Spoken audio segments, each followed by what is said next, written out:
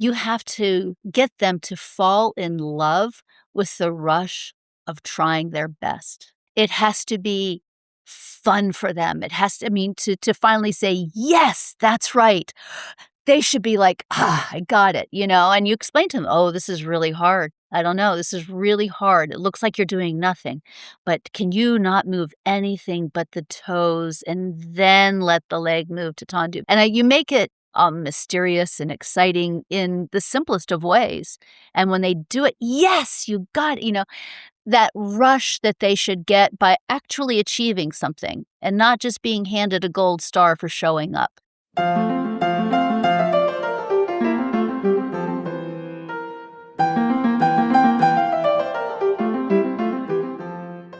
Welcome to the Ballet Science Podcast, where we bring science into the studio to help dancers of all ages and abilities give their best performance both on stage and off, and reveal how the science of ballet is beneficial for everyone who moves. I'm Caroline Simpkins, a former professional ballerina with a PhD in biomechanics, and today I'm joined by Darla Hoover, a ballet educator with decades of experience teaching dancers across a wide range of ages and levels. From foundational training in very young dancers to serious and pre-professional training, Darla has developed a deep understanding of how dancers grow technically, physically, and artistically throughout their ballet journey. So with that, please enjoy my conversation with Darla Hoover. Darla, welcome to the Ballet Science Podcast. It is truly an honor to speak with you today.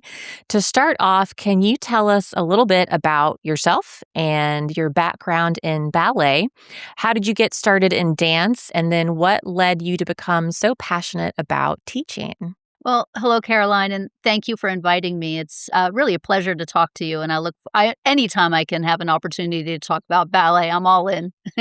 But my ballet journey began when I was little. I was probably 4 or 5, and my parents were taking ballroom lessons down, in another town close by.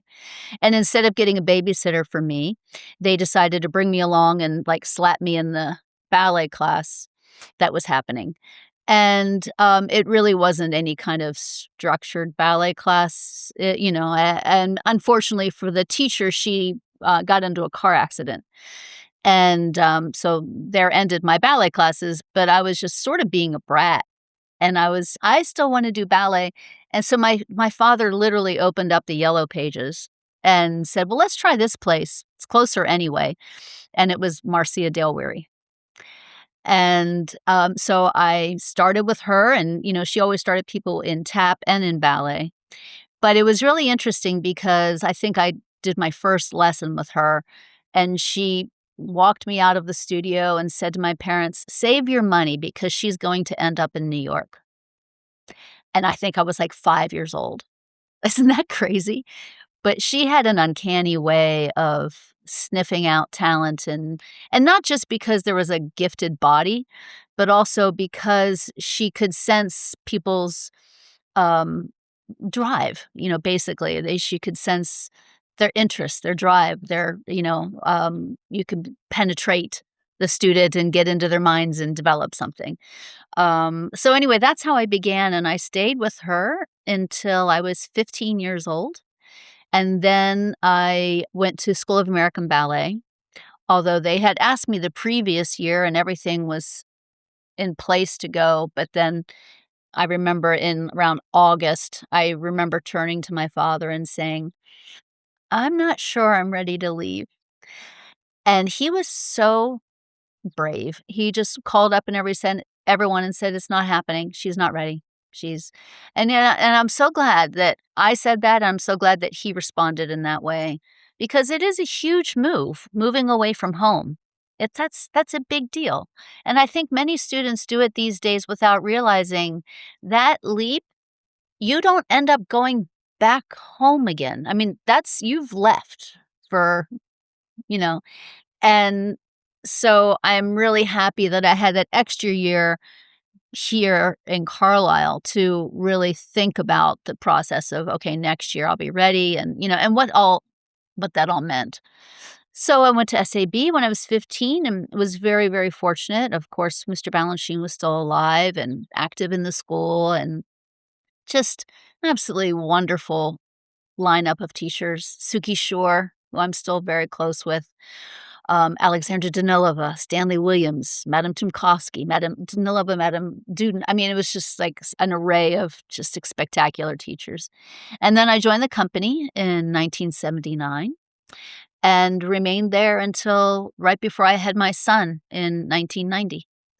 But the interesting thing I feel is that, and I think this is unusual, and I've said this in other interviews, Marcia had me teaching my own class when I was 12 years old.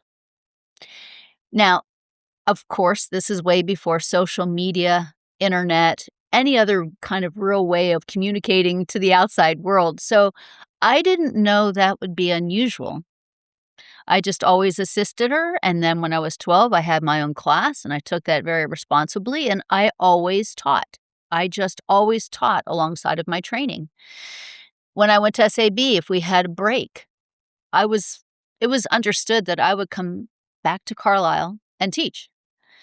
I got into the company, we had a layoff. It was understood that I was going to come back and teach, and it was just that's what you do, and I loved it, and I'm so appreciative for all that she gave me, not just as a dancer, but also as a dance educator, because there was never that transition from dancer to teacher. It was always just happening and continuing to learn from her, um, as I taught. I would come back and teach, but then, of course, I would be watching her, and then we would nerd out and talk about ballet, and it taught me so much along the way. I can never express my gratitude enough. So, you have obviously taught dancers across a really wide range of ages and levels. And I want to get bit more specific with different age groups in a moment. But just kind of generally, what have you learned from working with such different populations? And how does your approach change as a dancer progresses? Well, um, let me start by saying I whoever's in front of me is my favorite group at the time. So I can be teaching students in their very first year of dancing, and I'm like, "This is my favorite thing in the world to do." Or I can be teaching a company class somewhere, and then I could say, "Oh, this is my most favorite thing to do." So I love the full range of it all. Um, what I have learned from working with the different age groups is it all goes back to the beginning, the foundation of everything. And it's amazing to me how many professionals are enlightened when I give them exercises that I do with first, second, third year students. And they're like, it's like a light bulb goes off. And it's that I find that fascinating because, well, first of all, there's never a point where we stop learning. But second of all, the foundation is just like building a house. The stronger the foundation, the stronger the home is going to be. So you could build a big, beautiful big, beautiful mansion, but if you don't have a strong foundation underneath it, you really have nothing. And I thoroughly enjoy teaching the foundational work because that work never ends, and that's what keeps you healthy as a professional, and it's what keeps you growing as a professional. I often say, you'll go off and you'll join a company, you'll learn so many more things, just by watching other dancers and what they can bring into a performance, and, well, you learn so much. But if you really wanna grow, you go back and you take basic classes again. Don't rely on what you're learning in a company. It's like a scale. You learn it's like the icing on the cake when you're in a company, and you learn how to decorate it and how to, all these beautiful things, but you wanna make sure that cake is been fully baked and is cooled, because you can't put icing on a cake until it's cool, otherwise it just pulls up. And so if you keep a balance of foundational and then everything else that you learned as a professional, I think that's a sure way to the top and a healthy way to the top. Wonderful. Yes, those are wonderful analogies. The house and the cake. It all just makes such perfect sense, and I totally agree. I love teaching that sort of younger age. So I want to start with that younger dancer, like we're talking like 7 to 9 years old, maybe. What do you think are the most important things to establish during those early years of ballet training? Well, I'm going to divide that between the physical and the mental. And I would say, first and foremost, you have to get them to fall in love with the rush of trying their best. It has to be fun for them. It has to, I mean, to finally say, yes, that's right. They should be like, ah, I got it, and you explain to them, oh, this is really hard. I don't know. This is really hard. It looks like you're doing nothing, but can you not move anything but the toes and then let the leg move to tendu? But, and I'm like, okay, and you make it mysterious and exciting in the simplest of ways. And when they do it, yes, you got it, that rush that they should get by actually achieving something and not just being handed a gold star for showing up.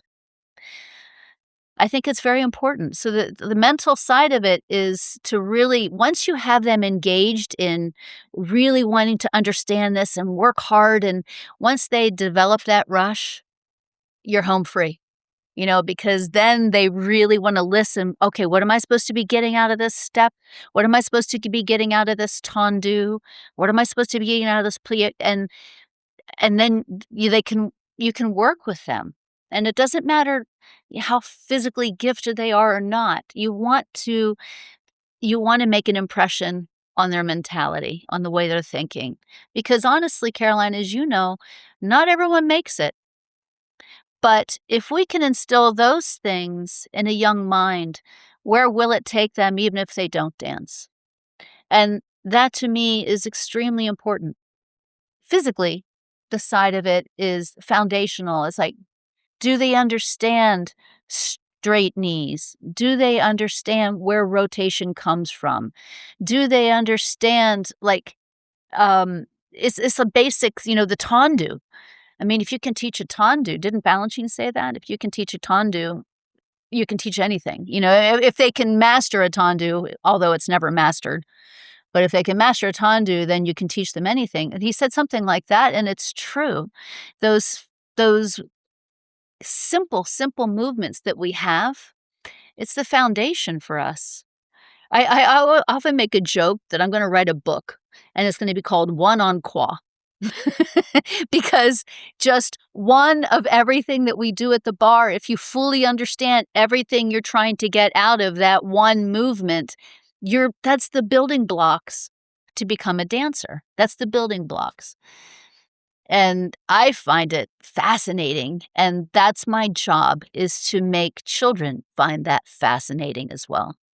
Wonderful. Yes, I've always loved teaching that kind of younger dancer age group, and I loved it, but I also found it incredibly difficult because I had to put a lot of thought into. I mean, when you've danced professionally and at these advanced levels, you forget, like, well, how did I learn how to do a plie or a tendu? And so I had to really think about it a lot, and then also just trying to make it engaging at that when you have to go so slowly, like you described a little bit, like how do you get them to love it and love working hard at that? So I guess sort of related to that, how do you approach teaching technique to children without making the training overly rigid or even developmentally inappropriate? How can you balance structure with keeping it enjoyable? Do you have any tips for teachers for that? Well, I know that when I'm walking in the room to teach younger ones, I have to walk in the room with more energy than they can even have. Like, I have to be, and it's, for me, it's not put on. It's truly genuine because I absolutely love teaching. And I walk in the room excited, and I'm full of energy, and I feel that that can become contagious. And you can't go into lengthy explanations about, inner thighs or all of these things to a 7-year-old. You have to find ways to make them understand. but it's like I said, your approach has to be contagious. I remember being little and, when Marcia started her studios, it was in a barn, the famous red barn. I couldn't wait to walk through those doors each day. I couldn't wait. And that's what has to happen. You have to make it so enjoyable to be there. You have to make it so exciting just because today, Mom, today I led back with my toes and kept my knees straight at the same time. And, they have to understand that is exciting. That is hard. And I think that a lot of teachers are afraid that kids are going to get bored by the details. But it's all the way you approach it. It really is all the way you approach it, or I'll walk into the room, once we've started the year, and I'll walk into the room and I'll say, "And the first bar ready for me in first position," blah, blah, blah," and they're like they're like this, because it's like, it's exciting to them. It's a game. I wanna be and who has the longest neck today? Well, all of a sudden, they're standing up taller, and, it's you play games like that gets the results, but at the same time, it makes it kind of I don't wanna say competitive because that can have such a negative, feeling toward it, but it really is a sort of like healthy competitiveness. When you say, "And who has the longest neck today?" Well, they're standing up, and then you say, "Oh my goodness, you look so beautiful." And then sometimes I'll say, "Can you imagine if everyone in New York walked down the street like that? Like the way you look right now? Wouldn't that be amazing?" And things like that. You make them fall in love with the rush of working hard. And they don't even realize they're working hard. They just realize, "Oh, I'm trying this concept. This is so hard, but I did it." Or, not yet. No, no, no. You got it. Don't say yes right away. But it's these beginning things. They're so important. I feel a lot of times teachers' standards for young students are not high enough. I think they think, well, maybe next year they'll get their knees straight, or maybe next year the tendu front they can get that healed. Or what are they waiting for? It's now. And it's amazing the results that you can get from young students. It's amazing. They can do it. Just stay with it because, as we said before, the stronger the foundation, the further they're going to go. That is all such wonderful advice and was kind of giving me chills a little bit, not going to lie. Oh, So thank you. thank you for sharing all of that. Yes. So let's kind of start moving up, I guess, the progression. So at what point do you typically see a shift from foundational ballet training towards more serious or intensive training? And so, what changes in the dancer, their training, or their goals signal that they might be ready for that next stage once they've built that foundation? Well, that's a tricky question to answer because I don't think that foundational training ever stops, even as a professional. And I pointed that out earlier. That never stops. And it's also tricky for me to answer because I grew up with Marcia's syllabus and actually documented it for Central Pennsylvania Youth Ballet so that they can, have it on paper because there was nothing written down before. It was there was nothing written down. So, and that was a good exercise for me in reviewing because I did this while she was still alive. And, I would write down, okay, I broke it into 5 levels, which doesn't really run concurrent with the way CPYB leveling goes, what she calls it, but I broke it down into 5 levels, and I would create something, and then I would run it by her to, did I miss anything? Da, da, da, and so this all was documented with her blessing and with her input and everything. And her syllabus is such that by the time you've gotten through this 5th level of syllabus, she used to say, "Throw the book at them. They're ready. They're absolutely ready." So it's a difficult question to answer for me because that's just all I know. That's just what you do. And when they've not mastered, does anyone master anything? But when they've sort of, in your eyes, completed the 5th level of syllabus, they really are ready for anything. and it just progresses from there, and it's a natural process. It her syllabus is such that it just you look at it and it makes so much sense, and the way she broke down even the most complicated steps, it makes sense because you're like, "Oh my goodness, that's why they did that in level 2 because it leads to this later on." It's just all it's like she puts everything that you need to build this house, she has it there for you, and then you just have to assemble it the right way. So to get back to, like, how to prepare students to, I guess you said, like, to enter the pre-professional training, it's been pre-professional training from day 1. There's no change. Yeah, that makes sense. And yeah, I think a lot of people always think like there has to be some like moment, like, okay, now you're ready. But like you said, I mean, the foundation, it continues even into professional careers. So as dancers do get older and their training becomes more demanding, what technical areas do you think become particularly important to develop? And then are there skills that really should be established? Again, like we mentioned, foundation is an ongoing thing, but like pretty solidly established before they start increasing their training volume or intensity. So, doing more days a week, more classes, longer classes, point, things like that. I know there's a lot in that question. There is a ton in that Yeah. question.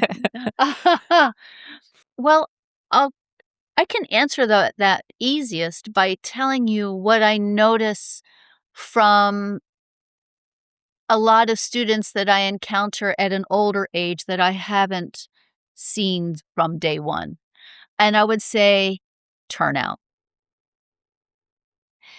Turnout is glue for us. That's always what I tell the dancers. Turnout is important because, yes, we look better when our heels are, da, da, da, but it's actually glue for us, and it makes us strong because a long time ago, they decided we had to dance like this and not like this, So how we hold that is important because it makes us stronger, and if we are understanding how to correctly hold that or how to correctly develop that, we're gonna be healthier. And that's what I see really missing in a lot of students I come across later. And, of course, me being as I am, I when I see something that I think, "Okay, there's a lack here," or I like to create things that can help them immediately, that I can teach it to them and they can as I always say, that you can put in your dance bag and pull out when you're not with me, that you can work on these things, and I have numerous little exercises that I've developed to work on things like turnout or placement in arabesque, and I have all these, like, little Darla exercises that I like to develop to help people. And for me, it's interesting when someone can't do something because of a strength issue, because it makes me think, "Okay, what can I do that's gonna help help them in addition to their classwork? What else can I develop that makes them understand a better, proper aligned arabesque, or is gonna develop and strengthen their turnout?" Or I remember one student, she had extraordinary extension, couldn't do a penché to save her life. And then I would stand in front of her and hold her front hand, trying to gain that strength to go down and come up. Because she would just do a penché. It was hilarious. She had this really high arabesque, and I'd say, "Okay, and penché," and she would just lift her leg higher. I'm like, "Well, no, the upper part of your body has to go down too." And so I created this, and I still use it today. I call it pas de deux on a pole, and it's this whole exercise I do with there's a pole in the room, and how to use the pole to gain strength to be able to go down and maintain your position, and I'd have to show you to really be able to explain what I'm doing, but it's creating things like that that can help them outside of the classroom, or in addition to the classroom, I should say, on their own, to develop the lack of things that I see. But getting back to your original question, I would say if I was only allowed to name one deficiency, I would say turnout. Can we all learn how to teach turnout better? Let's keep them healthy. Let's let them truly understand where it comes from and how to strengthen it. Yeah, that makes a lot of sense, and I would agree with that.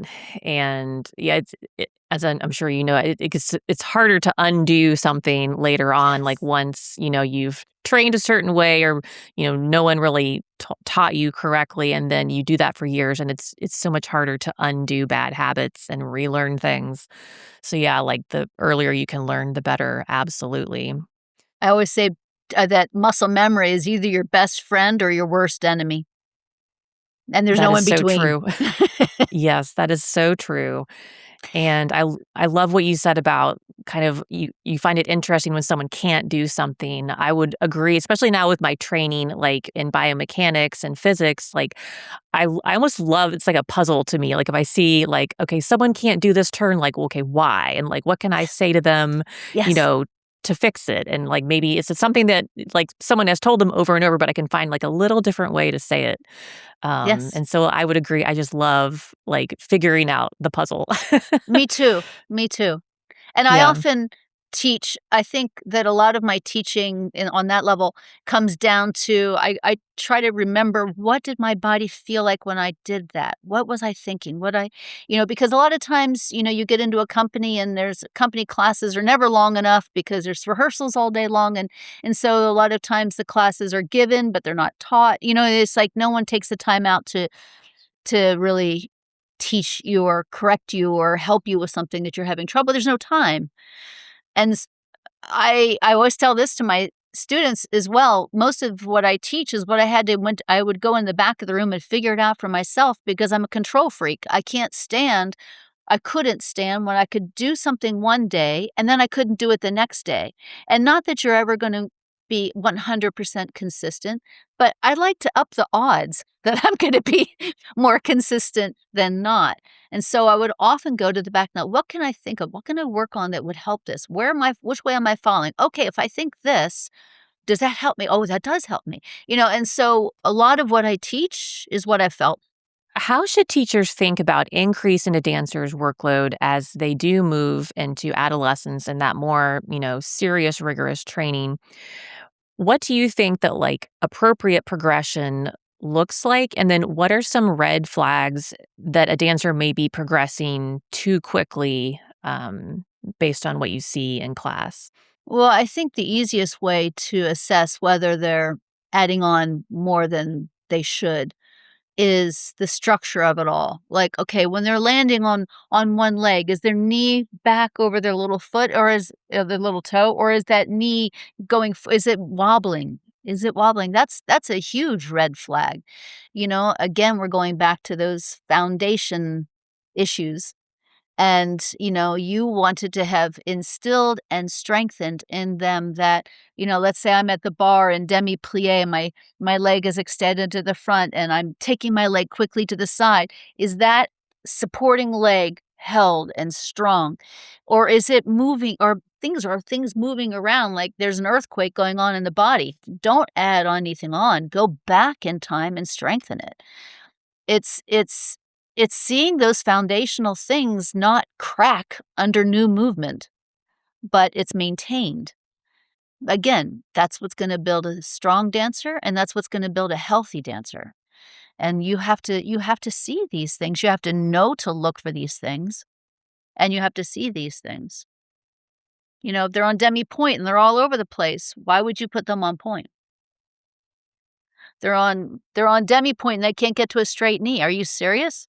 Like, no. It's like they got to get up to that straight knee. These basic issues, and I think that people get hungry. Again, we had talked about this earlier.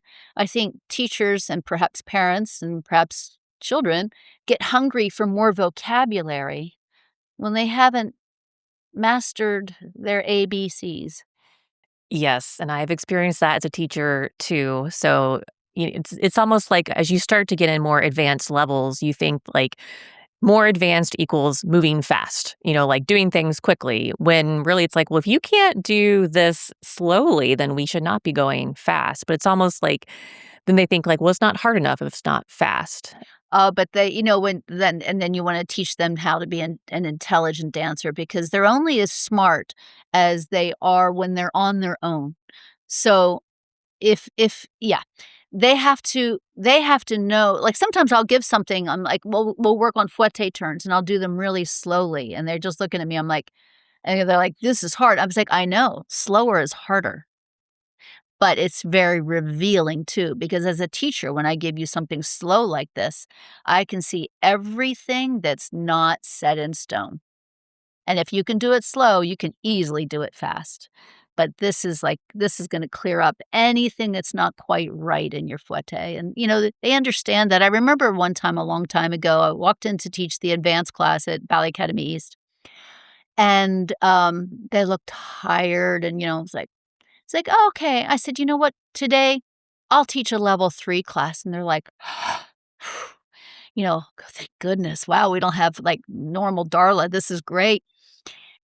They crawled out of that room when I finished because and I was so happy. I said, "I'm so proud of you because you understand the simpler it is, the harder it really is because it's so revealing." And if you're an intelligent dancer, it gives you time to think of every little thing that you should be thinking of that you normally don't have time to when you're moving fast and complicated. It's a very revealing thing. They were like, "Oh my gosh." I said, "I'm really proud of you because if you had walked out of here saying that was the easiest thing class Darla's ever given us, I would have known I have failed as a teacher. But you walked out of there thinking it was the hardest class you ever took. Bravo." Great. So there's also a psychological component to becoming a more serious ballet student. How do you, as a teacher, help dancers develop things like discipline, resilience, body awareness, and the ability to respond to corrections without losing their confidence? Since ballet can be very critical. Well, yes, it has to be able to improve, but I talk about it in class. And one of the first things that always comes out of my mouth, I said, when you can't do something, don't get frustrated. The first thing you have to do is get smart. Remember immediately, okay, which way did it fall off? Which way? So you come up with a game plan for the next time you do it. And I said, honestly, for me, and this is the truth, I say to them, for me, this is what keeps me engaged with ballet because there's no end to it. Because for me, it can be very much like squirrel. I get distracted very easily. You can't get distracted with ballet because there's always more. And I said, and that's the part that has to be encouraging to you and not discouraging to you. And you have to learn the difference between that. Like you have to say basically if you can finish class and say, I gave everything I had, then you have to be happy with it. Because sometimes you'll give everything you had and it not work. And then sometimes you'll give everything you have and it works beautifully. And that's what you have to learn is it's the effort behind it. And that will help you not get so frustrated because it's not an art form that you will ever perfect as a dancer or as a teacher. There's always learning to be done, and it's what should keep you interested. It's not what should bog you down. And you always have to keep a balance because great dancers are perfectionists, right? But you always have to remember you can't be perfect. And I think when I see people really, even though I say those things and they still get bogged down, I'll stop and say, the number one reason we do this is to bring beauty into the world. It's to bring when we all know we need beauty in the world, I said, if you can't that guy that sits on your shoulder that says all those horrible things like, "You're terrible, you can't do this," or "She hates you," or da, da, da, shut him up. The easiest way to shut him up is through the music. Just when you have those days where he's, like, screaming out loud, just try to shut him up because you listen to the music more than you listen to him, because the music will always be there for you. And that's how I distracted myself on stage numerous times. You get nervous. Okay, well, how can you get nervous when you're in the middle of Nutcracker Padada and Tchaikovsky's music is swelling like that? It's like, okay, I'm just gonna dive into the music. The music will carry you. And I think that's a very healthy way to help overcome the negativity that can go on inside of our heads. And as far as confidence goes, I also think that that's a part of something that teachers need to be aware of, that you can't, as a teacher, you can't take it personal when someone's not working hard or they're grumpy, or you can't, it's very easy to take it personally in the front of the room, but what you have to remember is why? Why are they responding that way? What's going on? And I'll pull them aside and say, after class, and say, "Are you okay? Something doesn't seem right. I just worry about you. I just care about you. What, you don't have to share it with me, or you can share it with me, but I care. I care, and I can see that you're not happy today. And if there's anything I can possibly do for you, I'm here for you." And a lot of times that alone helps. I remember talking to a student rather recently, within the past year or two. I could see him actively beating himself up at the bar, just like, just frustrated with himself. And I walked up to him, put my hand on his shoulder. I said, "Why are you beating yourself up?" I said, "There are going to be plenty of people out there ready and willing to beat you up, and you cannot be one of them." And he just looked at me, and I said, "Don't beat yourself up." And he came up to me after class and thanked me. He goes, "You're absolutely right. Thank you." I said, "Yeah, we all do it, but sometimes you just need to hear it." Yeah, that's just all such wise advice that you've given there. And yeah, just to remember that we're all humans. The students are Yep. human, the teachers are human. Everyone has good days and bad days. Yeah. And yeah, like again, ultimately, we're all in this ballet world because we love it. It's important to us, and it's important for the world. And so I think that's all just such incredible advice that you just gave just now. So thank you so much. So, when a dancer begins to pursue pre professional training, what changes in your expectations of them? So maybe they have decided, okay, I want to do this professionally if I can. What separates a dancer who is simply just taking more ballet classes from someone who is really preparing for a professional career? Nothing. I approach everyone the same way from day one. I approach every student as if they're pursuing this for a professional career. My standards don't change from student to student, and I don't think they should, because what ballet has the capability of teaching you, you will take with you no matter what you end up doing. The standards, the dedication, the discipline, the focus, the passion for what you're doing. And that's up to us to make them fall in love with it. It's up to us to make them fall in love with it. And I think once someone learns, or maybe there are some students that just never develop a passion for it, and they, you know, go off to do something else, that's fine, but at least they've been around people that are passionate about what they do in life. I hope that anyone who's ever had me as a teacher has felt the passion that I have for this art form. And I hope it serves as a compass for them to say, "I want to find something in my life that I'm that passionate about." Because I feel so fortunate in having found what I'm passionate about, and it being a part of my entire life. I never plan to stop. So, for me, there's no difference. Every student is the same. Teach them high standards for themselves. I love that answer. And yeah, I would say, yeah, passion can just be contagious. And so, like, you are such a passionate person and teacher yourself. And I know that it has transferred to all of your students over the years. And like you said, I mean, the the the training you get as a ballet student, whether you do it professionally or not, like the skills you develop, I mean, I've learned this myself too, they can carry on to other careers. I have friends who, did serious ballet training up until high school, and then now they're, surgeons or, doctors. And um, yeah, there's just, it's more than even just doing ballet. It's like you're kind of developing as a person too. So I just love your answer there. Thank you so much. What do you think pre-professional dancers, maybe just all students, and their parents often misunderstand about what it takes to become a professional dancer. Do you think there are any common misconceptions about, the talent you need to have, the amount of training you need to do, how quickly you progress, or even just what teachers and directors are looking for? Is there anything like that you think in general people maybe misunderstand about the career? I think there's a lot that people misunderstand about the career in dance or the path toward that.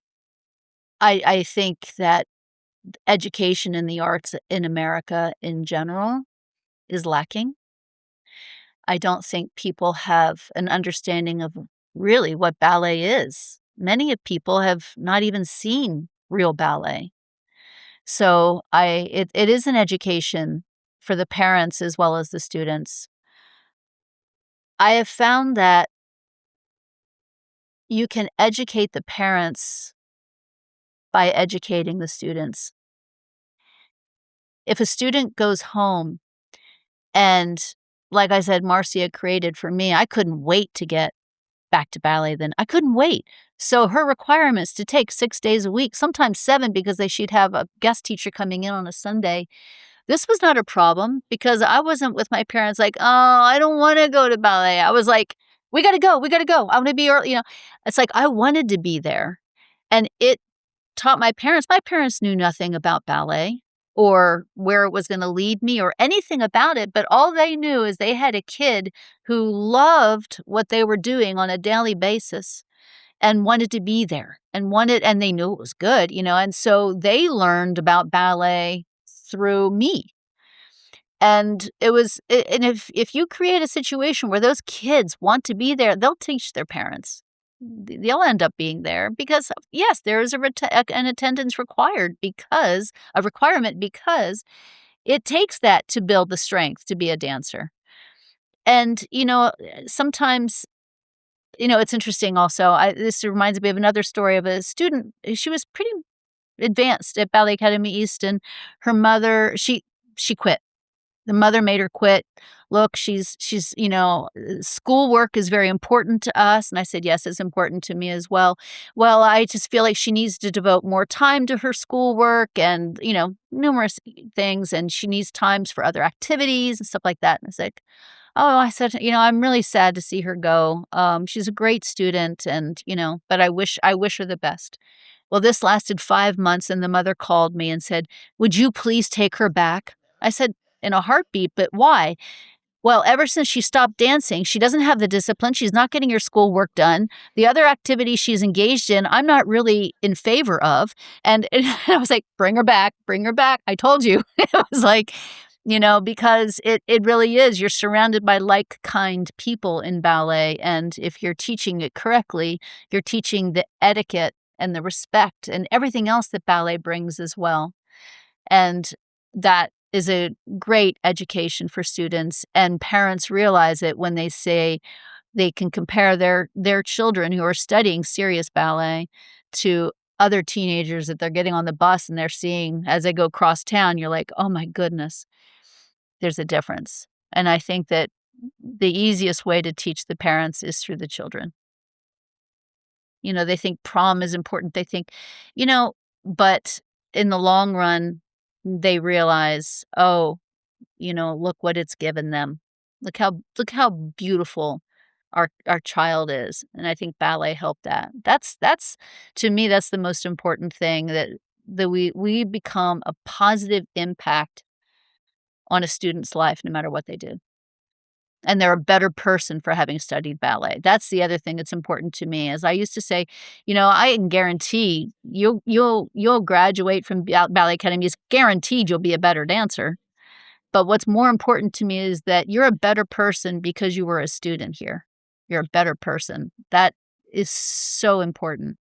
That's a wonderful answer and just such a good point that the students can educate the parents and Yeah, I mean, like, me growing up, like, my parents didn't know anything about ballet, but they came to learn so much, and it resulted in us, taking trips to see live performances Right? and, finding the VHS tapes, and watching things at home. Um and, like, learning that way. So, yeah, it opened up a whole new world for us, and you do have to make sacrifices along the way, you can't do it all. Yep. I didn't get to go to prom. I think I actually had a dress rehearsal where I was performing Serenade that night. Wow. And so, but you make choices, and I don't Yeah. regret it at all. Well, the other important thing I think that they learn is disappointment. I really think it's important, not that I set forth to disappoint people, but it's a natural thing when you talk about getting a performance ready and casting, and not everyone's gonna be the sugar plum fairy. And honestly, I think it's important how to be disappointed and learn how to handle it and not take it as, "Oh, I'm a loser," or "I'm a" No, let's work through this. Okay, what do you have to strengthen so that you're a consideration next time, or what's lacking, or what constructive criticism, and again, it's the way it's delivered by teachers or educators or directors. It's the way it's delivered. If you really convince them that you're a part of their team, like, I'll just name Susie, as a student, "I'm team Susie. I'm not saying this to bring you down. I'm saying this because this is what we need to do as a team to bring you to the next level." But disappointment, if handled correctly, makes you stronger, and what adult has not suffered disappointments in their life? Isn't this a better thing to understand in a graceful way when you're younger? That is so true, and I again can totally relate to. So now, having been in the world of academia after my dancing career, I mean, talk about like criticism and rejection. I mean, when you are submitting your research for publication, the amount of, I mean, it gets rejected more times than it gets accepted. But again, after years of, learning how to handle disappointment or rejection or critique from all my dancing years, it made me a lot more resilient to, when it came time to experience that in a different field. And so, again, I think there's just so much value in what you learn in the ballet studio that, transcends, Mhm. even ballet world, I guess you might say. Um, how important would you say is versatility in today's ballet world? Should young dancers focus primarily on classical technique, or is it also very important for them to be developing other types of dance like contemporary, character, doing some conditioning for strengthening musicality, and just any other skills? How important is versatility? Extremely. I'm so glad you asked that, because I don't know of any company that only does classics. Only. I don't know it. So, uh, dancers today, man, you have to be so versatile, and not just versatile, but good at being versatile. You can't just, like, have dabbled in contemporary. You need to be able to move in every way. I mean, it's wow. It's tough these days. It is really tough. Um, very different from when I was becoming a dancer. I don't other than character and tap. Marcia started everyone else and out in tap, which I'm greatly appreciative of, because rhythms, I could hear rhythms so easily, and I was also a drummer. So between tap and drums, I was like I got rhythms. Um, but other than that, I didn't have any other forms of dance. And even I would say even the latter part of my career with the New York City Ballet, I was already feeling, "Oh, I'm behind. Others know other ways." But then it's only magnified over time. And these days, they should open themselves up to anything, anything. And you have time off, go take a flamingo course for a week. Do it. Just do it, because everything is asked for from dancers these days. Everything. Absolutely, and like you said, yeah, you can't just be, a little bit good at everything. You have to be, like, really good at all of these different Yeah. styles and, yeah, to really, because a company might be doing Giselle one night and then, a very contemporary piece the next night, and you're cast in both, and you have to fluidly move back and forth, so, Or yeah, I you would should say agree. you want to be cast in Or both. well, exactly, yes, hopefully, you could be cast in both. Yeah. Yeah, but you're so right, I would agree that versatility is just so important these days and more so than ever. So looking across all the dancers you've taught, what are some of the characteristics you see in dancers who tend to thrive over the long term? And then are there qualities that maybe have little to do with natural talent or physical ability? Great question. First thing that comes to my mind is determination. Determination. I've taught dancers that came in at a late age and not greatly physically gifted and just having so much wrong muscle memory and everything else, but intelligence and determination, and they end up being professionals. Um, that and I think another thing, let's shout out to the parents that have been extremely supportive of their children in this pursuit.